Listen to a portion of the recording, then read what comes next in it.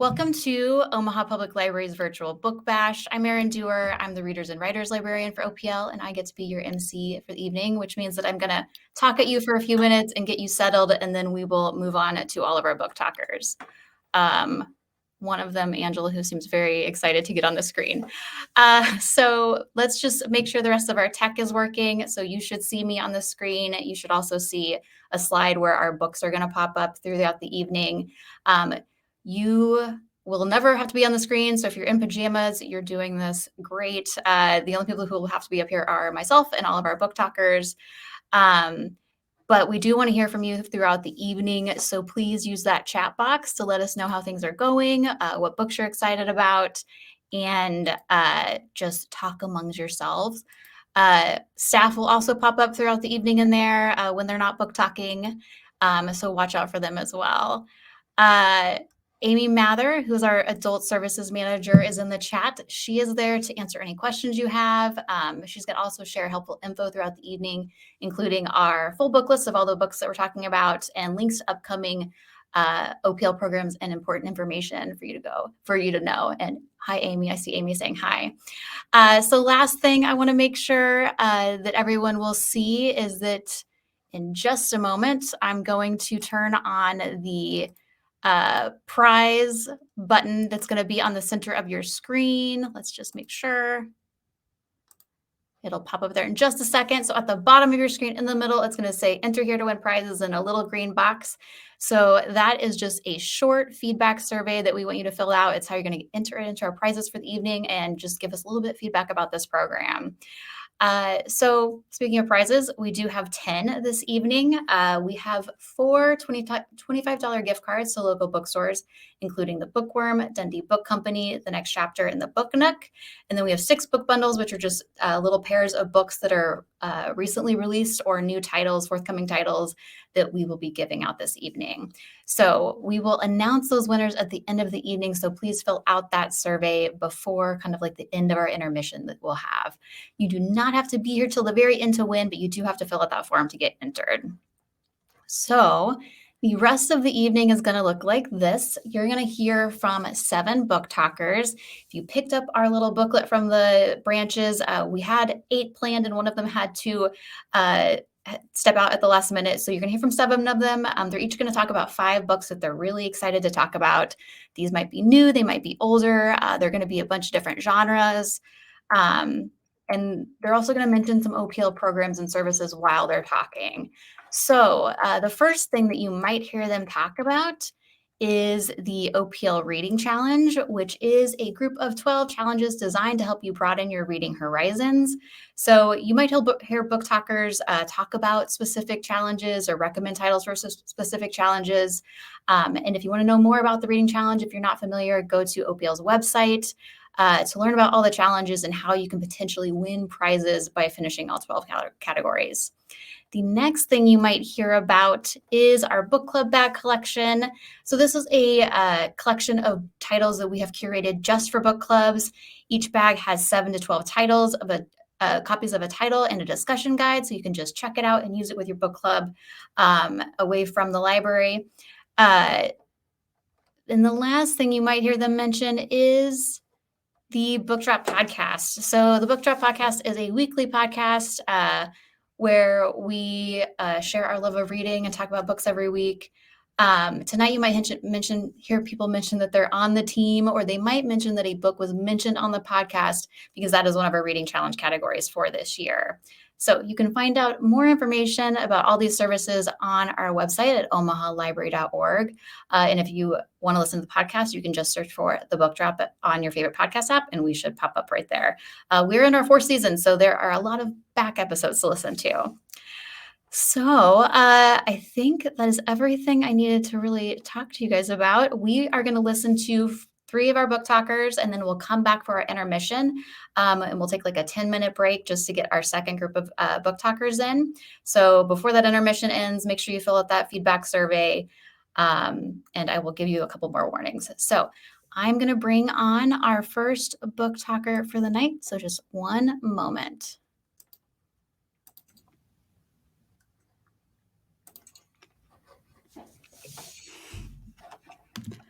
Hi. My name is Anna. I'm one of the librarians here at OPL. I work at the South Omaha branch, and I'm also part of the Book Drop podcast. So you might recognize my voice from those episodes if you happen to be a listener. The first recommendation I have for you all tonight is Invisible Child: Poverty, Hope, and Survival in an American City by Andrea Elliott. This is moving, it's provoking, it's inspiring, also sobering. It's a biography that really delves into homelessness, addiction, and just growing up through the eyes of one girl, Dasani Coates. A New York Times investigative reporter spent 8 years following Dasani, beginning in 2012 when she was just 12 years old. Dasani, not the reporter. Dasani is the oldest of 8 children. And although she's still a child herself, she's very parentified and she carries a lot of weight and responsibility. She's smart, confident, and capable. She holds these burdens well, but we also see the struggles that she has to go through too. I really liked how the author provided really thoughtful context that broadens your perspective and portrays the family as a complicated, proud, and loving group that they are. You'll become really invested in their well-being, and it's also a frustrating look inside like the tangled web of public housing, education, social benefits, healthcare, and just how some systems that are meant to help people just aren't always the most effective at doing so. There are moments when the families use like a political prop that will make you pretty angry. Dasani is an unforgettable protagonist, and seeing the world through her lens is a really powerful perspective check. If you like reading about lived experiences and contemporary issues, or if you work with or know any families experiencing homelessness or poverty, you should really check out this book. We have it in print and downloadable audiobook formats, and it's also a book about or featuring a real person if you're doing the reading challenge. Winter Counts is my next recommendation by David Heska Wanbley Whiten. This is literary crime, thriller, fiction. We have Virgil Wounded Horse, who is a vigilante for hire in South Dakota. And he delivers justice for people on the reservation where the state and federal legal systems failed to do so. He's a complex character. He's grown distant from his Lakota roots, and he's pretty callous to the world around him. One day, however, heroin comes to the reservation and it nearly kills his nephew. So this time it's personal, and he's got a serious urge to find people that have brought these drugs into his home. So this sets off a chain of events that takes him on a journey around the region. His ex-girlfriend, who's the daughter of a powerful tribal councilman, gets thrown into the mix, and we get narration from Virgil's perspective, and he's super endearing in spite of his gruff exterior. The story is fast-paced, gritty, it's even a little lyrical, and you'll be racing to the end to see what happens. It's a crime thriller for sure, but the additional complexities of the Native American experience give it something special. We have this in all of the formats, including a book club bag. It'd be really fun to talk about with the group. And if you are doing the reading challenge, it's been mentioned on the book drop. A Visible Man by Edward Enninful is another recommendation I have tonight. If you're interested in the world of fashion, and if you're interested in the world of inclusion, Edward Enninful is like the Venn diagram where these things intersect. He is the first Black editor-in-chief of British Vogue. He's been working in the fashion industry since he was a teenager, beginning at the magazine ID, which helped to fuel the grunge aesthetic of the 90s, which is not a likely trajectory for a gay Black kid born in Ghana who immigrated to the UK with his family when he was 13. And this is a testament to his intelligence, work ethic, and style, of course. And it's also, a little bit of being in the right place at the right time. This is candid and engaging. It's an autobiography that is also it manages to be both conversational and thought-provoking. His approach to writing feels like you're just kind of hanging out with the most interesting person you've ever met, probably. So he shares the story of his life so far. And he speaks really directly about the racism that he's seen in the fashion industry, but he's not just, documenting these things. He's actually taking action to change them. While at Vogue Italia in 2008, he gained a lot of fame for coordinating the Black issue, which was an issue in which all the models were Black, and the content celebrated achievements of Black women, which was really radical at the time.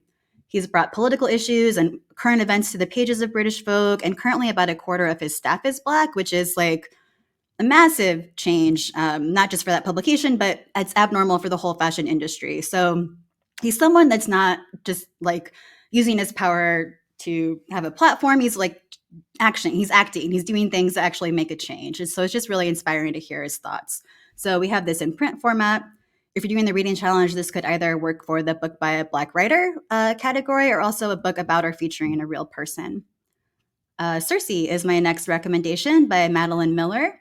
This is literary fiction, and it was really the palate cleanser that I did not know that I needed when I read it earlier this year.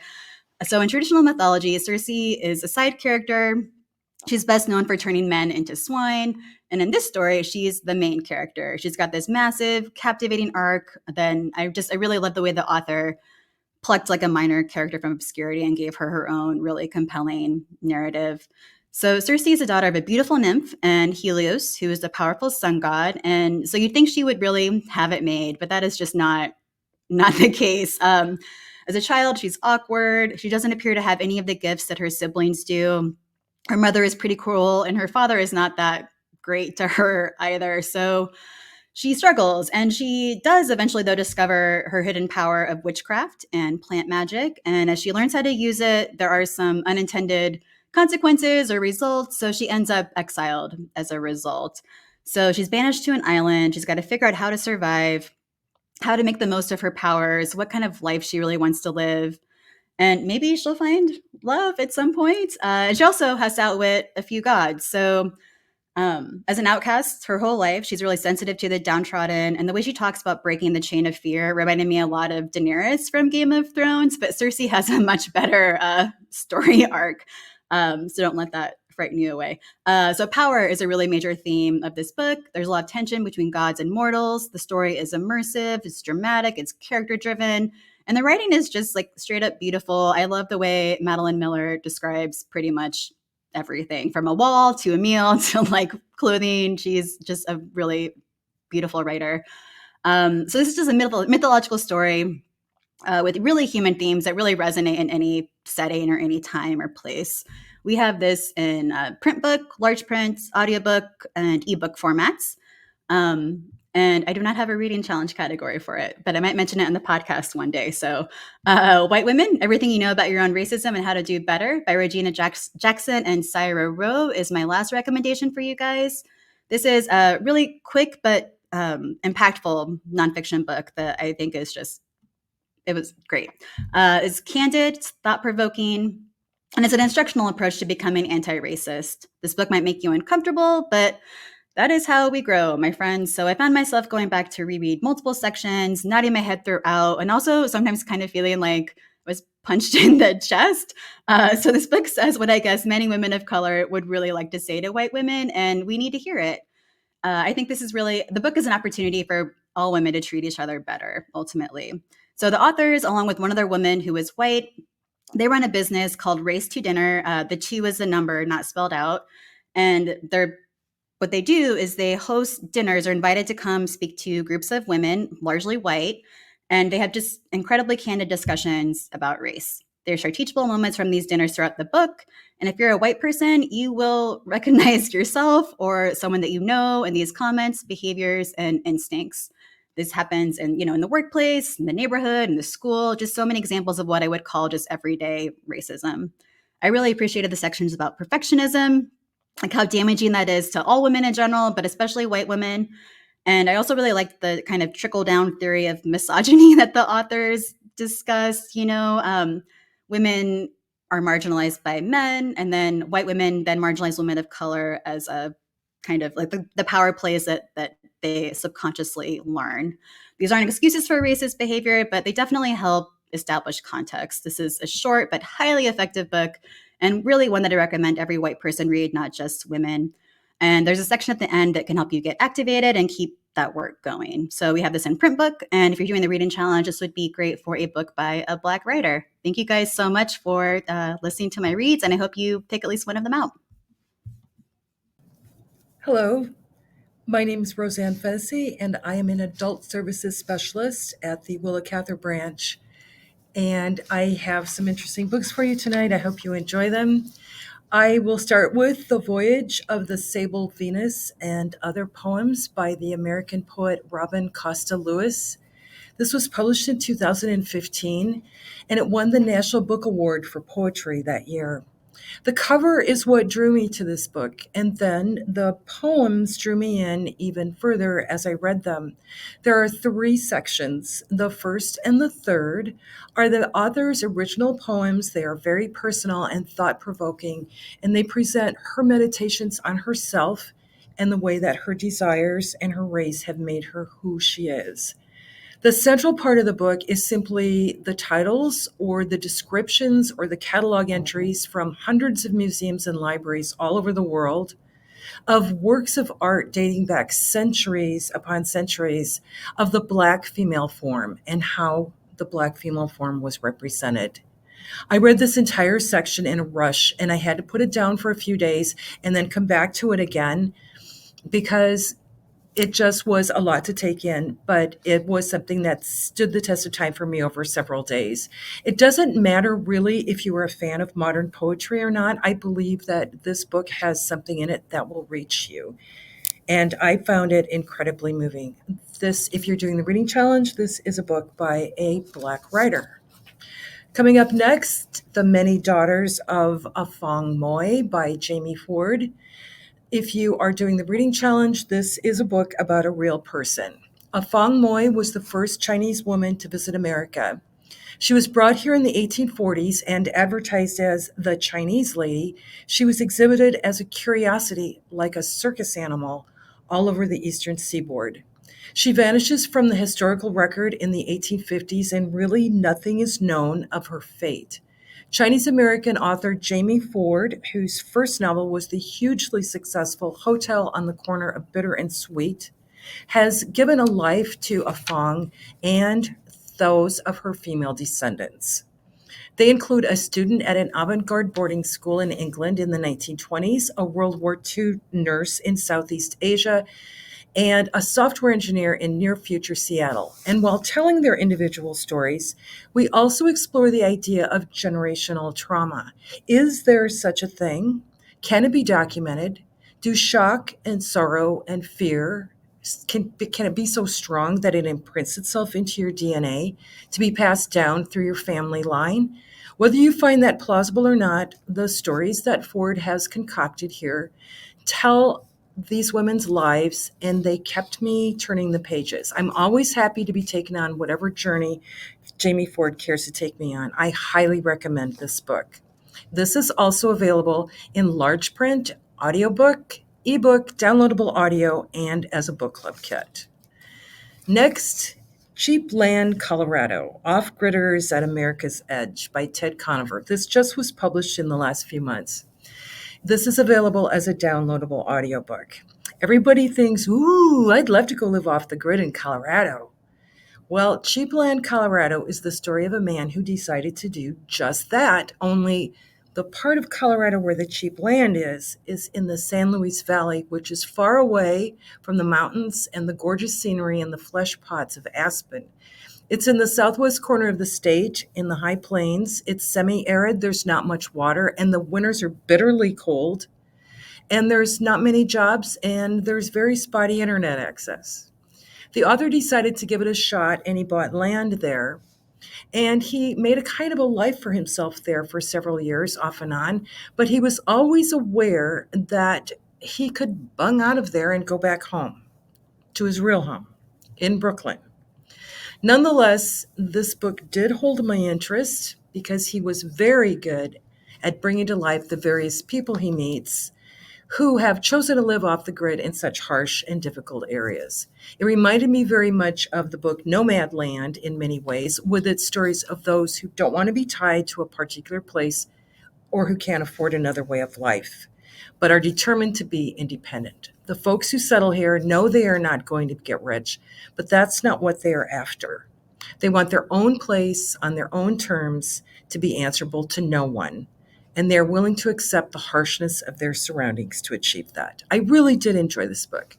This is available from us, the Omaha Public Library, as a downloadable audiobook. Next, The Fortunes of Jaded Women by Carolyn Huynh. This story is laid in Los Angeles' Little Saigon, and it begins with 3 middle-aged Vietnamese American sisters. These women have lived under a generations-old curse that was laid on the women of their line. None of them would ever know true love or happy marriage, and they would never bear sons, only daughters. We see how this curse is playing out in their own lives and the lives of their children, all girls, of course. But then something happens. One of these women meets someone, and another one becomes pregnant. Are they fated to live under this curse forever? Will they find true happiness and fulfillment? Will the new baby be a boy or a girl? And really, does that matter? This was charming and engaging, hilarious in places, genuinely moving in others. And it was a fantastic debut novel, and I can't wait to read more from this talented new writer. We also have this available in large print, audiobook, ebook, and downloadable audio. My last book is The Terracotta Dog, an Inspector Montalbano mystery by the Italian writer Andrea Camilleri. These books, the series started being published back in the early 1990s, but I do think they stand up well. This book was copyrighted in about 1995. Inspector Montalbano is the chief of detectives in the little Sicilian seaside town of Vigata. He has a heart of gold and a rotten temper, and a love of good food and a hatred of phoniness. He is absolutely incorruptible. This is the second book in a long series, but you'll be fine just starting with Terracotta Dog. You don't need to have read the first book in the series. While investigating local arms smugglers, Montalbano discovers, walled up in a cave, the bodies of two young people who had been murdered and then laid out ritualistically with a terracotta dog at their feet, as if it was guarding them. Montalbano's search for answers, not just for the murderer, but also about the symbolism of the terracotta dog, will lead back to the Allied invasion of Sicily in World War II in 1943, and even further into the past. Along the way, you get to know the detective himself, his quirks and personality, the personal code he lives by, his squad of detectives, the people of his little town, and the beautiful Sicilian countryside that is brought to life so vividly. I love this whole series, and if you're looking for a well-written mystery with a beautiful setting, this is a sure bet for you. Thank you for listening to my book blabs, and if you are in the neighborhood of the Willa Cather branch, stop in, and we'll see what else we can do for you. Thank you.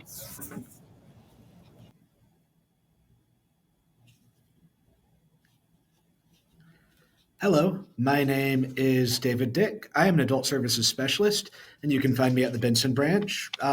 If you like the old seasons of the podcast, you can hear me on some of those episodes. I am going to kick things off with The Hollow Kind by Andy Davidson. Davidson has been showing himself to be one of my favorite new authors, and this was my favorite new book of 2022. It's a sweeping generational horror novel about a recently single mother and her son moving into an inherited manor in the 1980s, as well as the parallel story of her grandfather in the house over the course of decades in the early 20th century. It's a slow boil, starting out as a creepy, atmospheric Southern Gothic before picking up pace and getting really good and gory once the danger is revealed. It's a cool and visceral story about decay and generational trauma. I'd recommend it to fans of Stephen Graham Jones or T. Kingfisher, and you can use it for the reading challenge for a book mentioned on the Book Drop podcast, a book from OPL's Top Shelf, and a book featuring plants. We have it at OPL as a book or an ebook. It's Hollow Kind by Andy Davidson. And then next up, Parable of the Sower by Octavia Butler, science fiction classic. It's set after society has collapsed, and the protagonist, Lauren Olamia, is a preacher's daughter with psychic abilities that give her the power to feel other people's emotions. When she's driven from her fortified home, she gathers a band of survivors around her and starts developing a new religion called Earthseed. It's a thoughtful book that lends itself well to group discussions, as Butler had a lot of great insights about where society was heading. So even though this book was written in like the 80s, you can kind of see a lot of parallels to a lot of things that are going on right now. And it is a bleak dystopia about empathy, which I like that very idea. It's good for the reading challenge, and that you can use it as a book mentioned on the Book Drop or a book by a Black writer. We have it in OPL as a print book, an ebook, a downloadable audiobook, or in a book club bag, so you can sit down with about 9 or 10 of your friends and talk about the new religion of Earthseed. This is The Parable of the Sower by Octavia Butler. Next up, Tender is the Flesh. We're going to go even darker here, by Agustina Maria Bisterica. This is one of the most disturbing books I have ever read, and if you know me, it's going to be saying quite a bit. Doing another dystopia. This one is a literary dystopia about cannibalism. And it's set in a future where, due to a pandemic, humans are no longer able to eat animals. So they start breeding other humans in captivity for food and treating them how we treat animals in factory farms today. So not great, and all the blood and visceral that entails. The main character is incredibly flawed, yet weirdly relatable, and works in the manufacturing of this food. And so you start to feel for him, which makes you start to feel complicit in all the atrocities he's committing. And it's, yeah, just really devastating that way. Start to feel complicit. The last line just absolutely gutted me when I finished it, and I had to just like sit down, stare at the wall, and feel my feelings for like a good 15 minutes. Loved it, 10 out of 10. You can use it for the reading challenge for a book mentioned on the book drop, and a book about or featuring food. We have it in OPL in print or as a downloadable audiobook, and it's Tender as the Flesh by Agustina Maria Basterica. Next up, on a related note, society sure has its problems, doesn't it? This is The Viral Underclass, The Human Toll When Inequality and Disease Collide by Dr. Stephen Thrasher. This is an accessible and thought-provoking book that looks at how pandemics affect people that have been marginalized, whether by race, class, gender, or sexual orientation, or any combination of these vectors. It is one of the great issues books that is both thoroughly researched, but also able to really convey the personal stories of the people involved. So it's humanizing people, not just looking at stats and graphs. That Thrasher is able to look at how both the AIDS and COVID pandemics have affected different groups of people and how institutional failures exacerbated the issues. Thrasher was looking to develop a frame to look at disease similar to how Naomi Klein's The Shock Doctrine looked at markets and foreign policy, and how Michelle Alexander's The New Jim Crow looked at prisons. So this book is recommended for fans of either of those books. You can use it for the reading challenge for a book mentioned on the book drop, a book from OPL's top shelf, a book featuring LGBTQIA themes, a book about or featuring mental health, a book by a Black writer, and a book about or featuring a real person. So if you are counting one book for multiple entries, you can knock out 6 out of 12 right there and be half done if you want to do it that way. We have it in OPL in print. It's The Viral Underclass by Stephen Thrasher. And I am going to close things off with Illuminations by Alan Moore. If you know the name Alan Moore, that is because he is a legendary comics and graphic novel writer. You might know him from The Watchmen or V for Vendetta or League of Extraordinary Gentlemen. But also you might know him for being highly opinionated about the state of comics and the business practices therein. This collection is all prose short stories, and it shows his imagination and creativity is still present when he's not working with an illustrator. My personal favorites from it were Location, Location, Location, which is about the second coming of Jesus and him hooking up with the solicitor who's helping him buy a house, as well as Cold Reading, which is a horror story about a medium in over his head when he accidentally encounters a real ghost, and the Gargantuan novella. It's 241 pages. It's a novel. Come on, Alan. But it's called What We Can Know About Thunderman. It's a hilarious yet sincere takedown of the problems in the superhero industry spanning from the 1950s to the present, and with plenty of stand-ins for real figures lampooned. The whole book really shows Moore to be the same thoughtful and frustrated idealist that we have known from decades of his work in comics.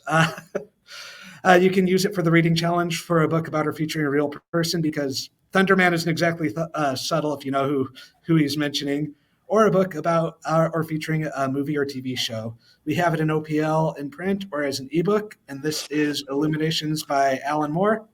Thank you very much.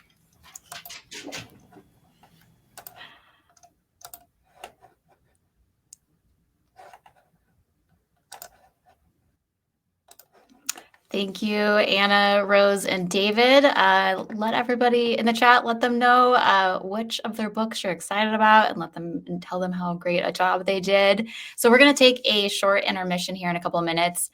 But I do want to mention one other thing we have going on at OPL right now, and that is the library's citywide community neighborhood survey.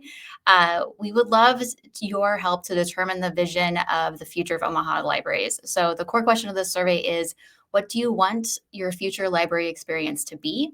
But this is a great opportunity to let us know what you love about what we're doing, or what else you would like to see from the library that is not currently happening.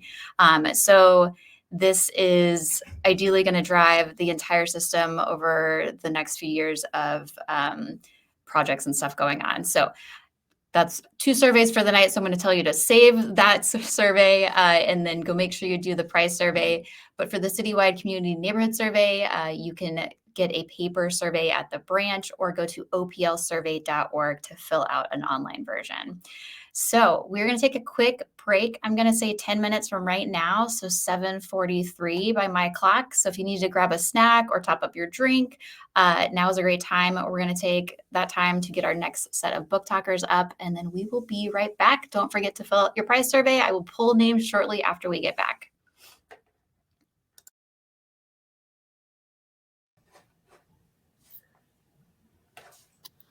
Okay. Thanks everyone for being here and sticking with us through all this, whatever this intermission was. So welcome back to Book Bash. I'm Michelle Carlson. I'm the book club librarian, and I work at the W. Clark Swanson branch. I am also one of the co-hosts of the Book Drop podcast. And my first book I'm going to tell you about, okay, so last year I challenged myself to read at least one romance a month. So, now I'm basically an expert.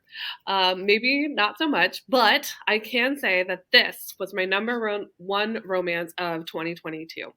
If you are in the mood for a funny, heartwarming, and steamy romance, you can Bet on It by Jody Slaughter. Our female protagonist, Asia Owens, has moved to the small town of Greenbelt, South Carolina. Due to her anxiety, she works from home and keeps mainly to herself. Encouraged by her therapist, she starts to attend a weekly bingo night. Asia's favorite bingo buddy is an elderly woman who recently had a bad fall, so her grandson has come to help her out. Enter the handsome and troubled Walker Adams.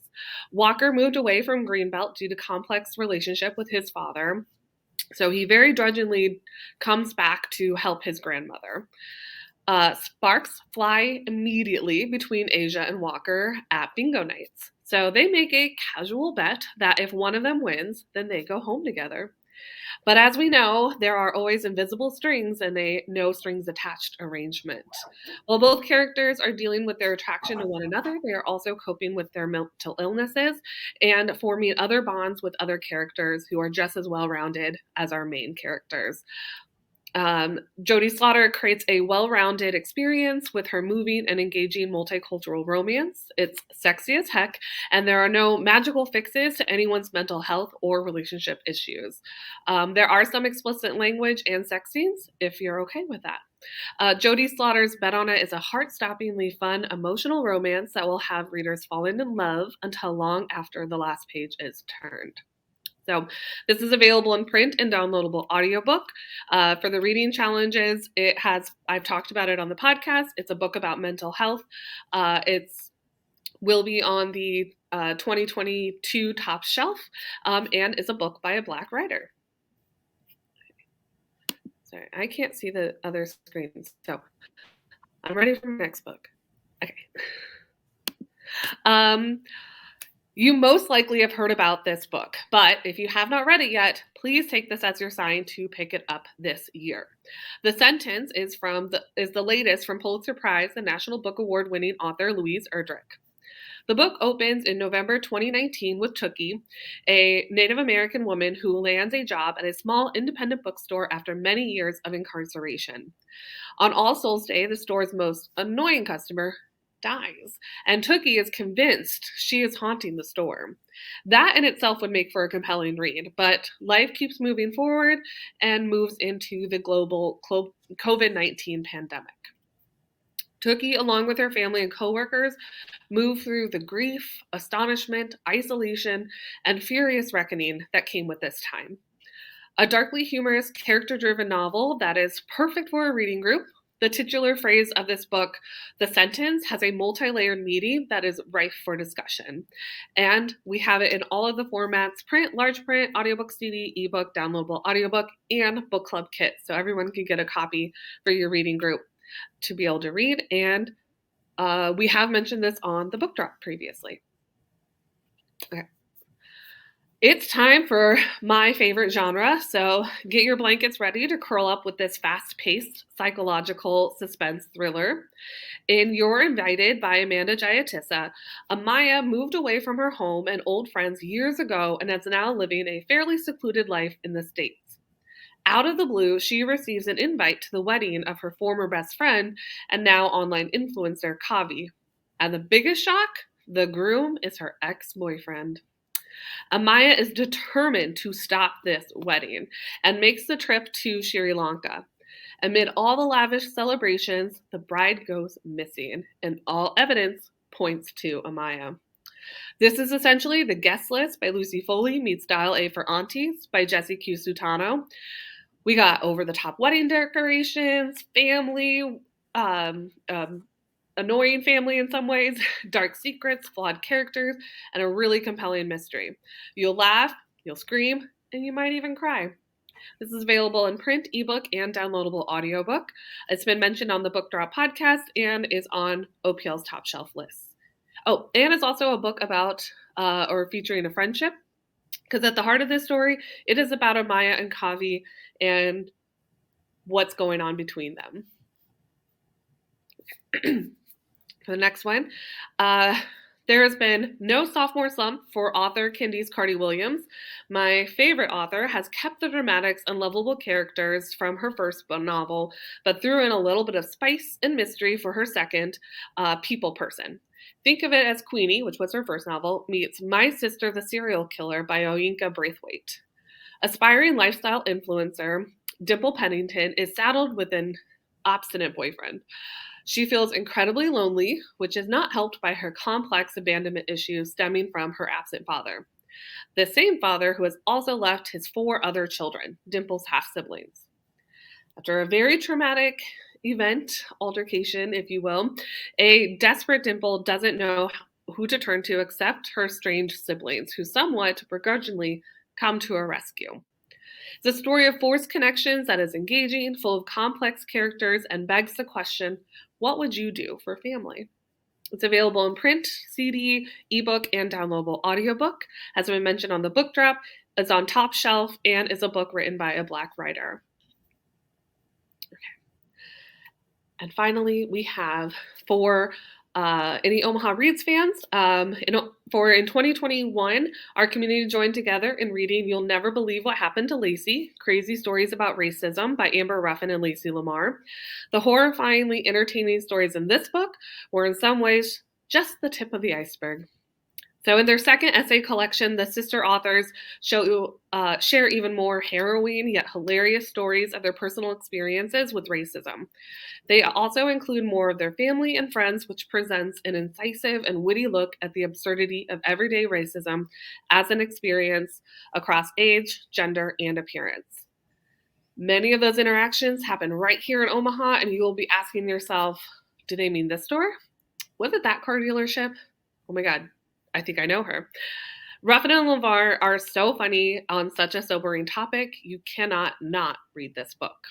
Available in print, ebook, and downloadable audiobook, which the audio is awesome. Amber read most of the first book. Lacey is reading a lot more in the second one, and it's great. For the reading challenges, it's a book about or featuring a real person, OPL's top shelf, and is a book by a Black writer. And those are my picks for you. I hope you pick some up. Thank you, friends.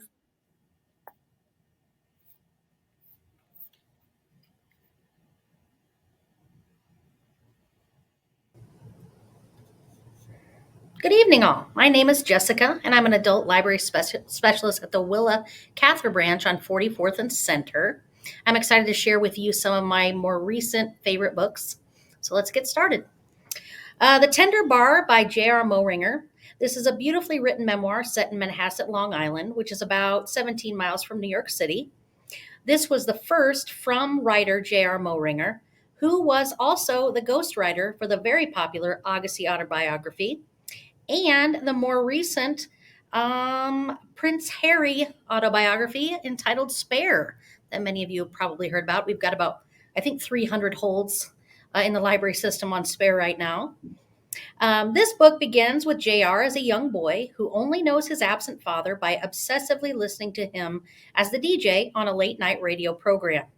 JR is struggling to find a place to belong, a life purpose, an identity of which he can be proud. He finds community in a local bar, once called Dickens, but later named Publicans.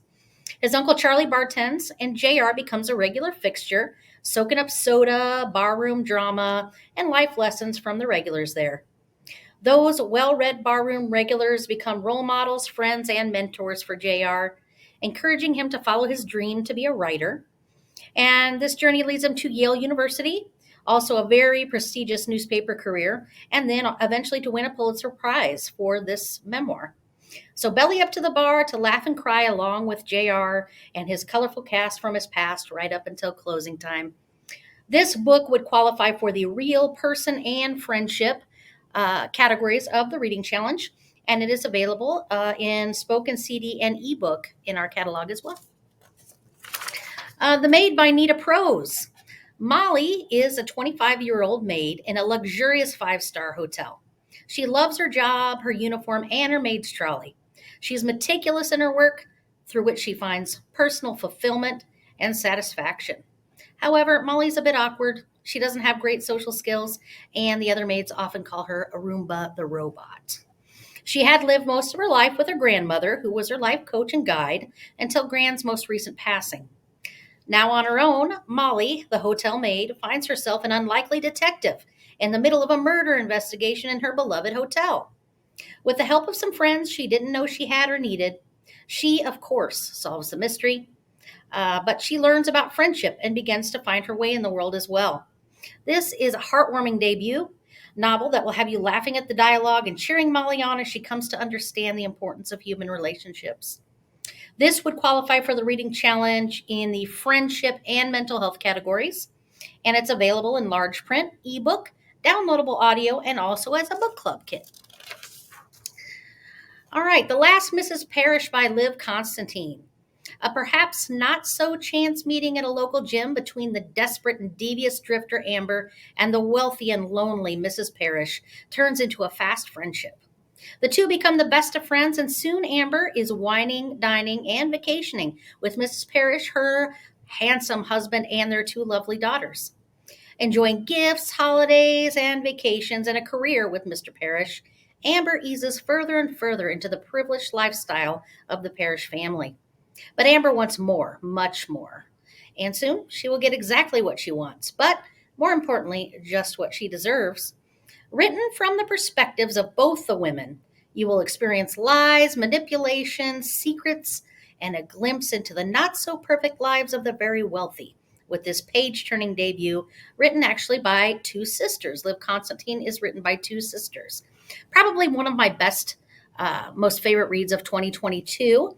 It is going to qualify for the friendship category in the Reading Challenge, and it's available in print, large print, downloadable audio, ebook, spoken CD, and book club kit. This would be a great one for your book clubs, for sure. All right, The Overnight Guest by Heather Gudenkoff. I'd never heard of Heather Gudenkoff before. Kind of struck my eye last year. This book starts out with a bang, literally. Written by a native Iowan. That's what kind of struck me to pick it up. This is a brutal and intense novel, takes place in rural Iowa, as many of her books do, and spans 3 generations of a family. Josie and her best friend Becky are having a sleepover, and they hear shotgun blasts in the night. They observe an unknown intruder with a gun and run out into a dark cornfield to escape. Eventually, Josie comes out of the field, but Becky does not return, and her body is never found. Josie returns home to find 2 family members dead and 2 others missing. Who in their small community could commit such heinous crimes? And whatever happened to her best friend Becky? Well, years later, there will be shocking answers. This was an edge-of-your-seat thriller. with many twists and turns, and I could not put it down easily. Like I said, one of my more favorite reads of the year. Good for older teens and adults, especially those who might have liked Room by Emma Donahue. This book can be found in our collection in large print, spoken CD, ebook, and downloadable audio formats. And finally, from the master of horror comes Fairy Tale by Stephen King.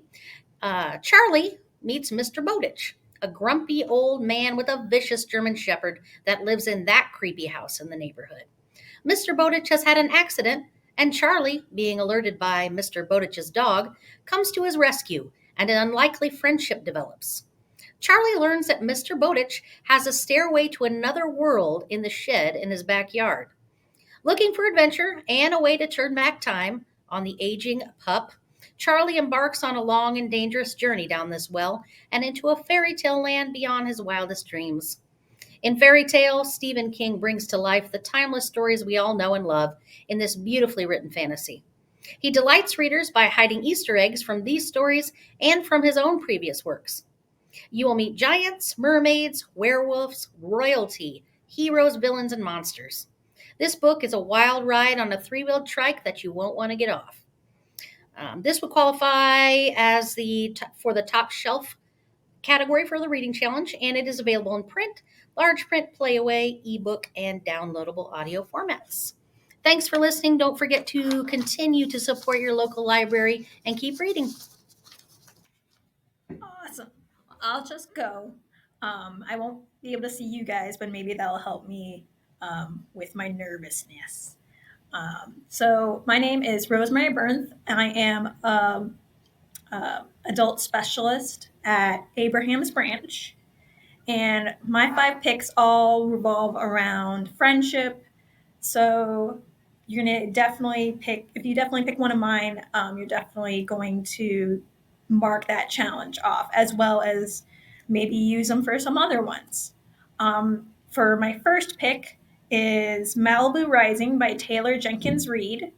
And of course, your first friends are usually your siblings. So this is a plot-driven beach read set in the 1980s in Malibu around the surfing culture.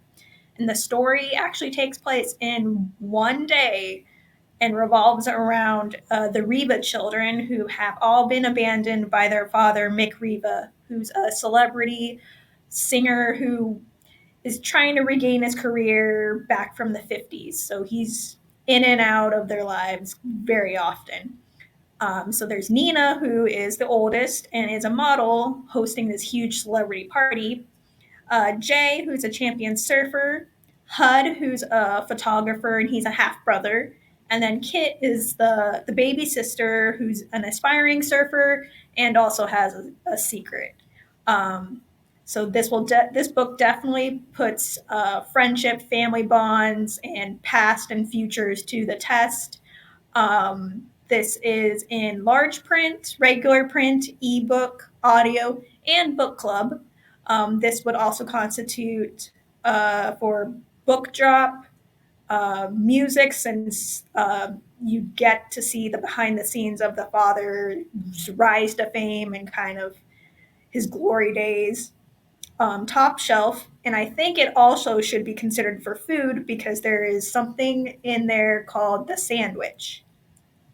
And it is what Nina made for her and her siblings to survive on when she was granted guardianship of her siblings after their mother died. And so they took the family restaurant, which is known as Pacific Fish, and pretty much made it their own. And even though they're all famous and are, again, making money and traveling, they still own the little family mom and pop shop that their mother owned. And if you know Taylor Jenkins Reid, she loves Easter eggs. So you'll see characters from her different books pop up. Like Mick Riva, I think, actually appears in The Seven Husbands of Evelyn Hugo, and Daisy Jones in The Six. And then, of course, there's Taylor's new book that just came out, Carrie Soto. Carrie Soto makes makes an appearance in Malibu Rising. So if you love Carrie Soto, definitely check out Malibu Rising.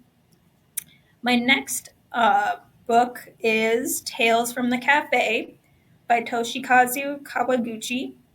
It's one of my favorite genres, which is magical realism. And it's a collection of stories about the patrons who visit Funicula, a cafe in Tokyo where you can travel back in time just with the use of one cup of coffee. And it's a part of a 3-book series, but For the Coffee Gets Cold is the first one, and then Tales from the Cafe is the second one, and then the third one is Before Your Memory Fades. But you can read them out of order because they are mainly focused on the patrons themselves that are visiting the cafe. And those people come in and out at different random times. One of them being a father going back to visit his best friend to let him know that his daughter's okay. We have this book in large print, regular print, and audio. And besides friendship, it fulfills the food category because it's in a cafe, which also is very quaint and very, very nice. My third pick is I'll Push You by Patrick Gray and Justin Skizik.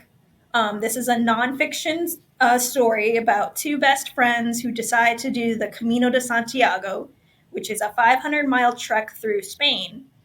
The catch is one of them is diagnosed with a neuromuscular disease that leaves him quadriplegic and wheelchair bound. And if you look at the Camino de Santiago, not all the trails are wheelchair accessible or ADA compliant. So this is definitely an interesting and inspirational story of faith and friendship. They have a documentary series, that we have in our collection with the same title, I'll Push You. So we have the DVD in our collection. And it also, besides the friendship challenge, it also fulfills the book about a real person challenge. We have the book, the audiobook, and the book club bag. If you listen to the audiobook, it actually goes back and forth between Patrick and Justin during the chapters of the book. So they read their own chapters. So that was pretty cool. My next book is The Book Eaters by Suni Dean. This one is a dark urban fantasy about human-like creatures eating books and gaining the knowledge inside of them, which kind of sounds pretty cool, except for Devin, who is a mother trying to escape the family, which is a clan that's meant to keep everyone's secret. So she wants to protect her son, who was born with the unusual hunger for minds rather than books. So we have this in print, in audio, and ebook. This fulfills the friendship challenge because Devin is very leery about learning who to trust, and so she learns how to trust others in order to help her son. I also think this should qualify for the food challenge because when they actually eat the books, they taste just like what you think the book will taste like. So if it's like a fluffy fairy tale, it's going to be really sweet. If it's a hot romance, it's going to be a little spicy. If it's a textbook, it's going to be pretty bland and dry. So it's kind of interesting to see books in a different way with taste. So I think that's a fun one for food. And I've actually nominated for the top shelf, so it should be on there. And so my final pick is a graphic novel, and it's called A Man and His Cat by Umi Sakurai. And it is about how a runt of the litter and a world-renowned musician find each other and learn to live together. Because the cover looks cute and adorable doesn't mean that it also can't handle some serious issues. It deals with loss, self-esteem, friendship, and also finding happiness in the strangest of places. We have volumes 1 through 7. And besides fulfilling the friendship challenge, it also fulfills the music challenge because the owner is a world renowned pianist who can no longer play on stage. And through the volumes, you start to see why that is and how that affects the people around him. So I hope you guys enjoy any of my 5 or all 5, and hope you guys enjoy the rest of the event. Thanks.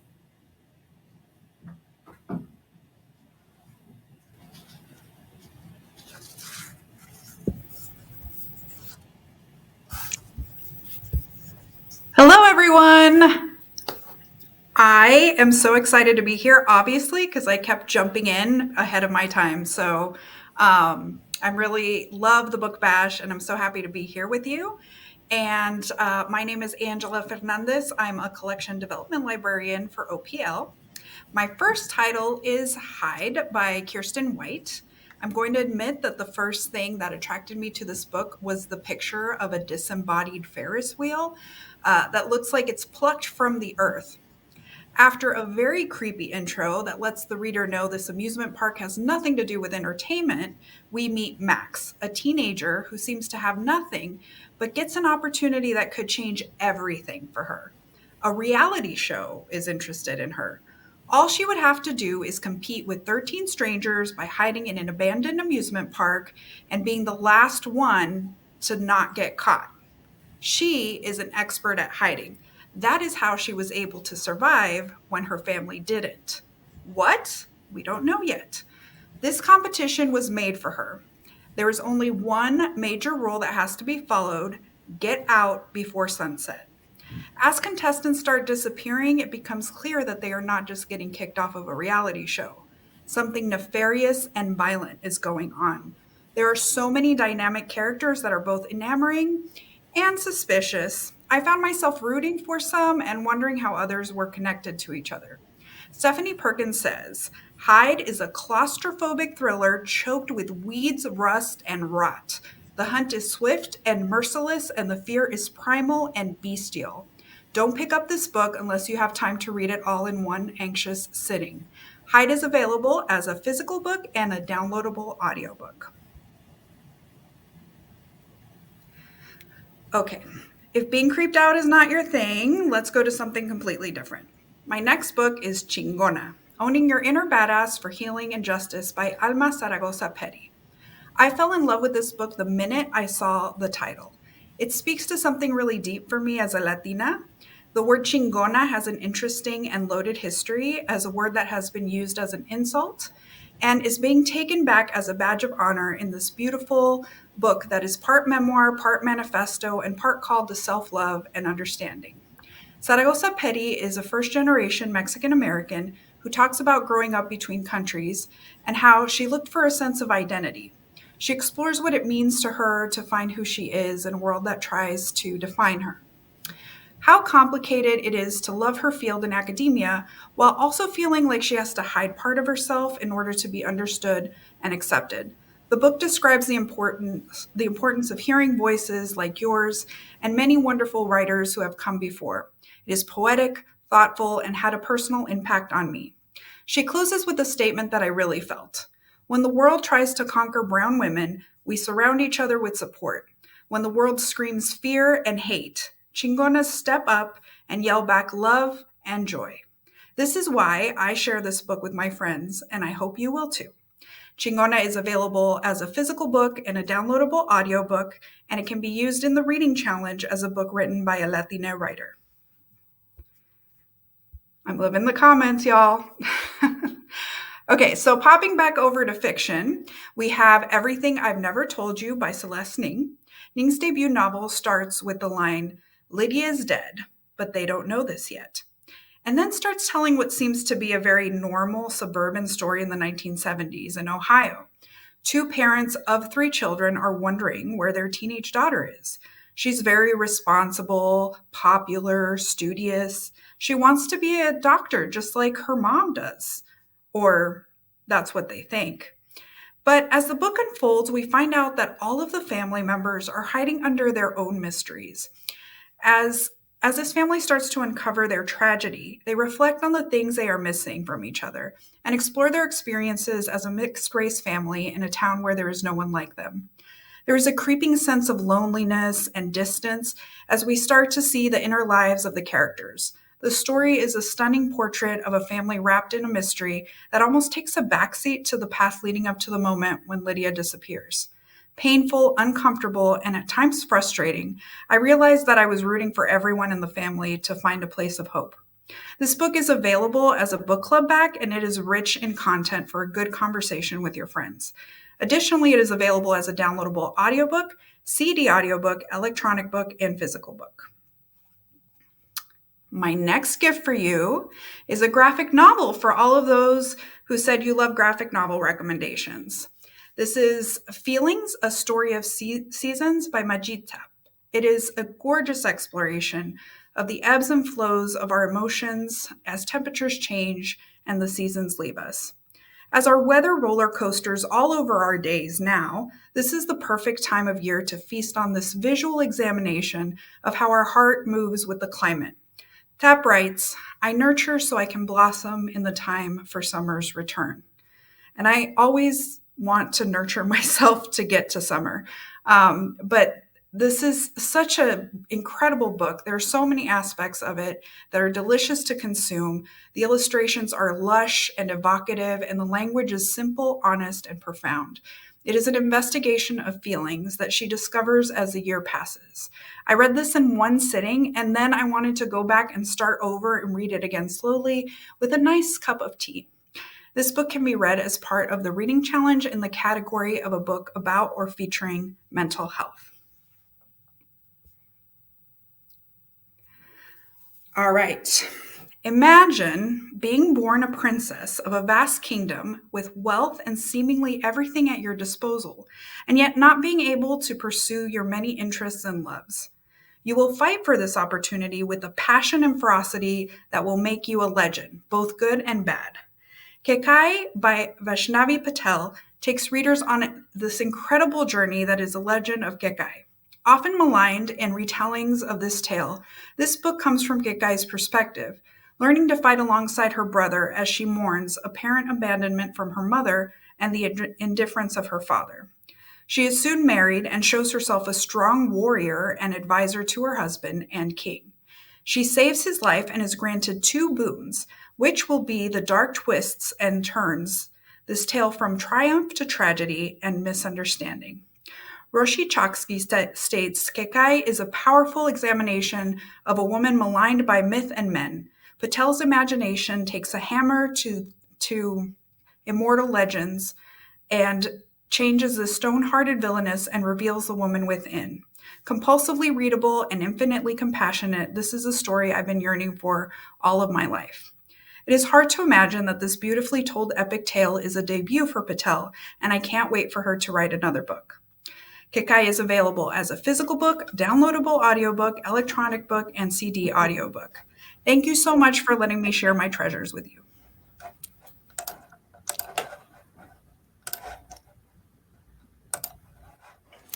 Awesome. Thank you, Angela, Rosemary, Jessica, and Michelle. You all did amazing. We would love to know in the chat what books you're really excited about that you heard of for tonight. Before we get to our prizes, I have one last thing to plug from OPL. So we are currently in our nomination phase for Omaha Reads. If you're not familiar, every year we ask the community to nominate and then vote on one book that they think all of Omaha should read and discuss. So right now, until I think just a couple of days, you can nominate any book that is currently available that you think that we should have in Omaha Reads, and then we will have a final 5 vote up in the next month. So you can nominate anything you heard about tonight or anything else that you have read. So let's get on to our prize winner. Thank you all so much for sharing the evening with us. If you missed any part of this program and you want to rewatch it, you can come to the you can rewatch this at the same link that you registered. And it will be there for you to watch as many times as you would like. So thank you for joining us. We will see you next time.